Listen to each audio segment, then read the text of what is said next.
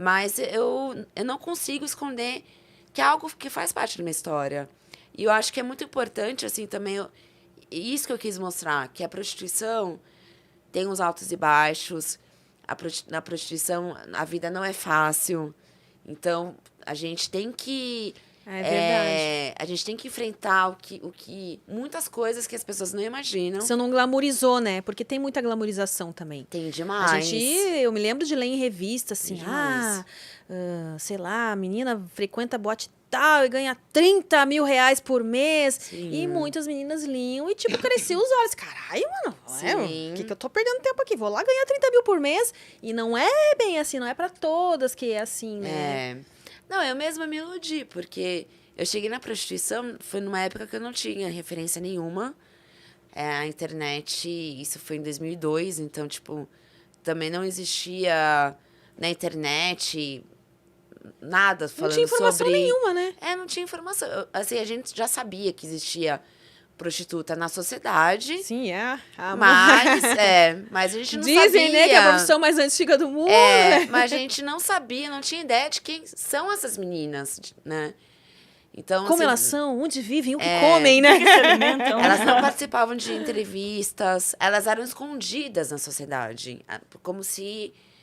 muitas queriam se esconder, mas também boa parte, acho que, da culpa da sociedade, que queriam também escondê-las, assim. Tipo, vocês não fazem parte, né? São a escória da sociedade, fiquem aí... Junto com os drogados e não sei mais quem. Toda aquela que a gente sente desconforto de lidar, né? Tacava lá tudo no mesmo... Então, assim, eu não sabia nada sobre o que era ser garota de programa. Tinha noção, claro, é sexo e tal. Mas aquela coisa, é só abrir as pernas... Fazer sexo, fingir que tá gozando e receber dinheiro. Que é bem a visão que a maioria das pessoas tem ou tinha naquela época, né? De vida fácil. Então, eu peguei toda a coragem que eu tinha e fui com a cara e a coragem atrás. E na época, não sei se você lembra, tinha um jornal amarelo que chamava Amarelinho. Que era só anúncio de tudo possível, assim, de todas as áreas profissionais possíveis, de vendedor de loja, enfim, tudo. Sim, anunciava empregos, né? De uma forma geral. Anunciava empregos e casas, enfim. E lá no final, bem no finalzinho, era um jornal grosso, mas bem no finalzinho tinha anúncios de boates, clínicas de massagem, privês, fazendo anúncio para atrair mulheres para trabalhar. E até que eu cheguei nessa parte. E daí, eu com 17 anos, eu li esses anúncios e era sempre assim. Todos os anúncios eram bem padronizados, assim. Você, mulher de 18 a 25 anos, ganhe 3 mil reais por semana atendendo executivos. Bem chamativo, né? O que a gente bem entende? Sedutor esse anúncio aí. Exatamente. O que a gente entende como executivo, uma menina de 17 anos, como eu tinha na época? É homem bonito, cheiroso, rico, bem Richard Gere, de filme, e vamos fazer só sexo com homem bonito, cheiroso, e ganhar 3 mil reais por isso. Eu, com 17 anos, pensei, cheia isso que de eu hormônios, quero. né? Pô, eu vou poder fazer sexo, ainda vou receber por isso, por que não, né? Exatamente. E aí eu pensei, pronto, é isso que eu quero ser na minha vida. Achei a minha vocação, né? Eu vou atender esses executivos todos. Que guia do estudante que nada, né? Que a gente é. fica lá, tipo, mano, que curso que eu vou fazer? O que eu vou fazer na minha vida? Me achei. Então, esses anúncios, assim, eles, óbvio, né? Eles fazem de propósito pra iludir as mulheres, como eu fui iludida, porque na primeira semana eu demorei, tempão pra sair com o executivo. Isso, tipo, foi meses. Não foi coisa de semana, foi meses. Pra falar, nossa, executivo agora, depois de um ano, eu tô conhecendo o executivo. Apareceu, não era mentira aquele anúncio. Ele apareceu em um Olha, momento ele da veio minha aí, vida. chegou o executivo, né? O único, né? Foi, Só tinha a minha cota. Só tinha um Foi. no Brasil e era ele, né? Até então, foi só um teste. Minha mãe, ela tinha esse controle total, assim, de eu não podia fazer sexo de jeito nenhum na cabeça dela. Mas eles esperavam que você casasse, virgem, essas coisas assim? Ou... Então, assim, não fazia parte, porque eles eram super católicos, mas em relação a isso de casar virgem, não. Mas Meu pelo pai menos, falava brincando, assim, você só vai casar você só vai fazer sexo quando você casar, tudo. Mas dava aquela risadinha machista, tipo, pra tentar amenizar um pouco ali, como se fosse uma brincadeira. Mas minhas irmãs não casaram virgens, e isso era notório, enfim. Então... Mas eles tinham uma preocupação muito grande comigo, assim, de me proteger de uma maneira muito extrema, sabe? E foi o pior, porque a primeira vez que fiz sexo oral foi numa rua sem saída, totalmente zero segurança, foi escondida atrás de um carro. A primeira vez que eu fiz sexo anal foi escondida atrás de uma árvore no Museu do Ipiranga. Gente, Museu do Ipiranga, gente, histórico. Histórico. Histórico. Eu adorei porque tem até a localização. Adorei que você deu até a localização. Então, o pessoal vai lá no museu e vai falar, foi aqui. Que a Bruna Sufistinha, né, que a Raquel fez o seu primeiro anal. Então, assim, eu acho que essa proteção exagerada é pior. Eu como mãe de 2 filhas, hoje... Eu quero muito conversar sobre sexo com elas. Porque eu prefiro muito mais que elas percam a virgindade no quartinho delas. Então, assim, eu vou sair, mas vou sair de casa, óbvio, né? Não vou sair presente. Mas eu vou sair de casa sabendo que a minha filha está segura, usando camisinha, sabendo quem é o cara que está perdendo, né? Que está perdendo a virgindade dela, que está fazendo sexo com ela. Então, assim, com total segurança. Eu não consigo imaginar minha filha, alguma das minhas filhas, fazendo sexo oral agachada atrás de um carro, numa rua sem saída. A não ser que seja fetiche, né? Eu não consigo imaginar. Eu como mãe hoje, assim. Então, eu perdi a minha virgindade anal antes do vaginal. Detalhe. Porque eu pensei, bom, tem o tal do ímen, né? Que quando a gente é menininha, a gente ouve... esse tal do ímen dói. Eu acho o máximo que o marido dela tá aqui, ele tá cascando o bico, gente. Isso é muito legal. Porque muita gente também deve perguntar, nossa, como assim o seu marido? Isso aí a gente entra nesse assunto depois. Mas ele tá aqui se divertindo, gente. O tal do ímen machuca, sangra.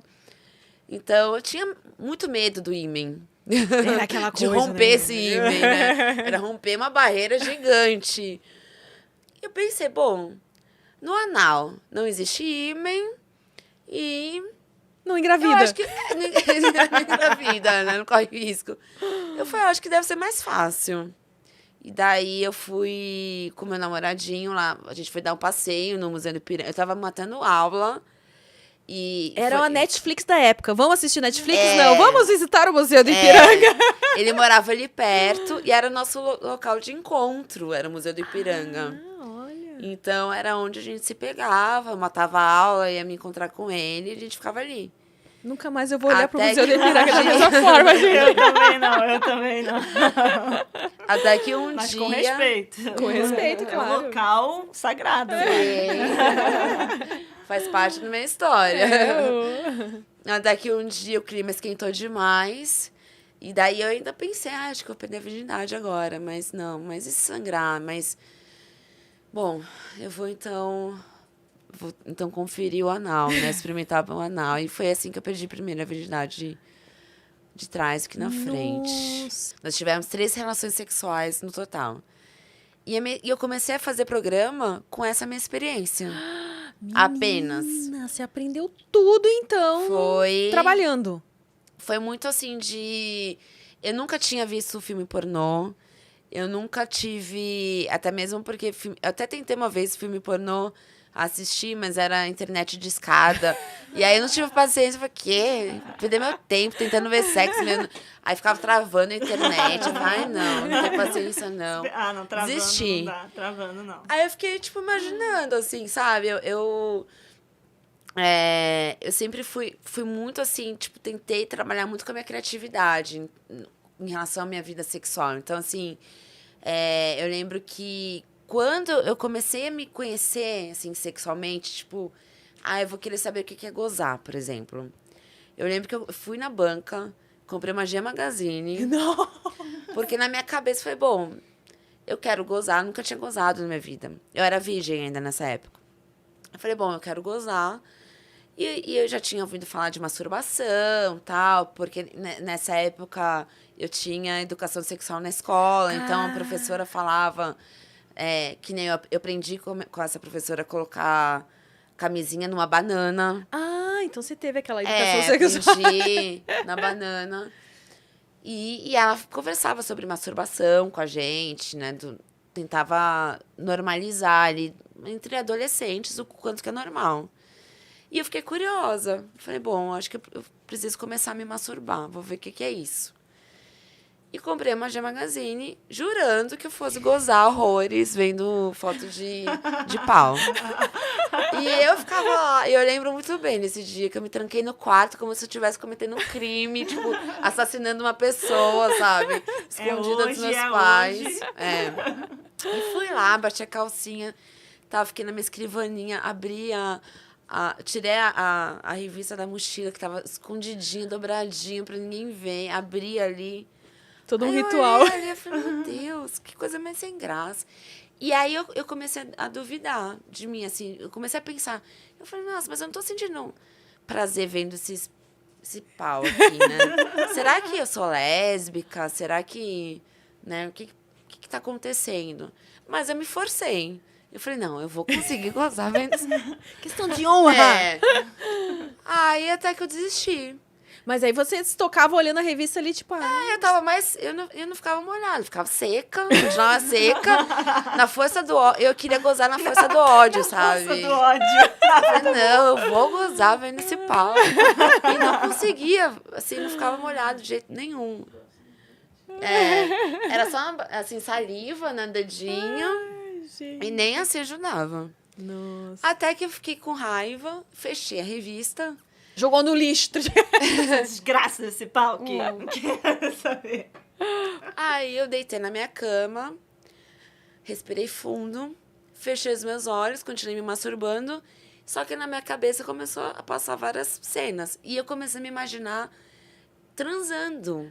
Eu nunca tinha transado, mas eu comecei a me imaginar transando, como que seria. E isso foi me excitando, muito mais do que ver um pau na revista. A minha decisão é trabalhar em privê. Até que eu escolhi um privê, que fica nos Jardins, aqui em São Paulo, no bairro Jardins, na Alameda Franca. Não sei se existe ainda, mas foi onde eu comecei. Mas começou num bairro, né? Foi. Bom. Eu escolhi. Eu soube escolher ali. E o primeiro cliente, quando ele chegou... eu não queria... Eu não queria fingir que... Eu não queria mostrar que eu não tinha experiência nenhuma. Então, eu queria fingir que eu era a puta experiente do pedaço, assim. Então, eu cheguei totalmente... Mal sabia você que eles iam adorar, né? Adoram uma inexperiente. Vou ensinar tudo pra ela. E aí, eu também não queria que as meninas soubessem que eu era zero experiência, assim. Eu queria estar ali... Pau a pau. Literalmente, né? Pau a pau. Com elas. Mesmo nível que elas ali. Só que eu não sabia passar lubrificante. Eu já tinha ouvido falar, existe lubrificante. Mas eu não fazia ideia como passava. Não sabia se tinha que colocar lá dentro, fora, onde.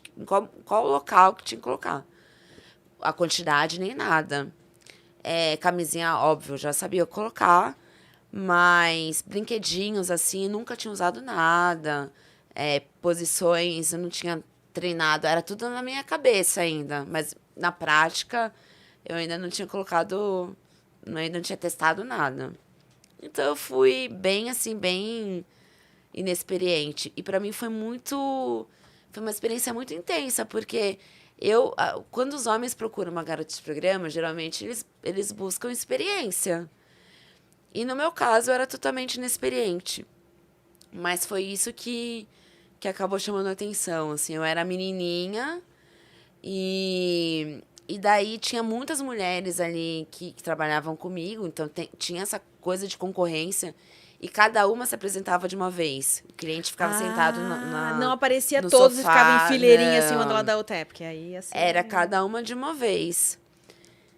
E eu comecei a pensar. Porque, assim, logo no primeiro dia, eu já coloquei na cabeça, eu não quero ser só mais uma. Já que eu acabei de fugir da casa dos meus pais. E eu olhava assim e falei, eu não vou passar por tudo isso para ser só mais uma. Eu quero chamar a atenção de alguma maneira. Eu quero usar essa experiência a meu favor, né? E fazer algo de diferente, assim. Essa já era uma decisão minha, assim. E daí eu comecei a elaborar uma estratégia de como chamar a atenção daqueles homens. Porque, assim, as meninas, elas usavam umas roupas muito mais sensuais do que eu. Eu tinha vergonha de usar sainha muito curta, de ficar com a bunda pra fora. Eu morria de vergonha. Então. Eu era recatada do puteiro. Recatada Praticamente. Aí, tá um bom É um lado. bom nick isso aí, hein? Deu bom, hein? Eu gostei desse nick aí, pra quem tá começando aí no ramo Recatada. virtual, ó, recatada do no... puteiro. Podem fazer o arroba aí já, a gente tá recatada do puteiro. Mas eu tinha que chamar a atenção desses homens com alguma frase. Já que com o meu eu era muito Você já insegura. era marqueteira e não sabia, olha aí, ó. Pois é. Eu era insegura com o meu corpo também. Então, eu tinha certeza que eu tinha que chamar a atenção desses homens com uma frase. E foi daí que um dia, eu pensando, o que eu tenho que falar para esses homens? Porque até então eu só falava, oi, sou a Bruna. E pegava e saía. E aí até que veio uma frase na minha cabeça que foi, oi, eu sou a Bruna e faço tudo o que você quiser. E essa frase minha, faço tudo o que você quiser, foi o meu principal marketing ali daquele lugar. O bordão, né? Tinha homem que falava assim, então vamos. Se sentiam desafiados? Era. Ai, E aí foi quando eu comecei a trabalhar muito, assim. Porque era uma menininha de 18... Aí eu já tinha 18 anos, mas continuava sendo uma menininha. Era uma menina de 18 anos falando para um homem de 40 anos que eu fazia tudo que você quiser. Tem uns que devem até ficar desnorteado e nem sei mais o que eu quero. O que eu vim fazer aqui mesmo? São tantas opções e agora? E foi nesse dia, acho que a Bruna Surfistinha nasceu dentro de mim, assim. Ainda não existia o Surfistinha veio um pouco depois, mas eu já era a Bruna.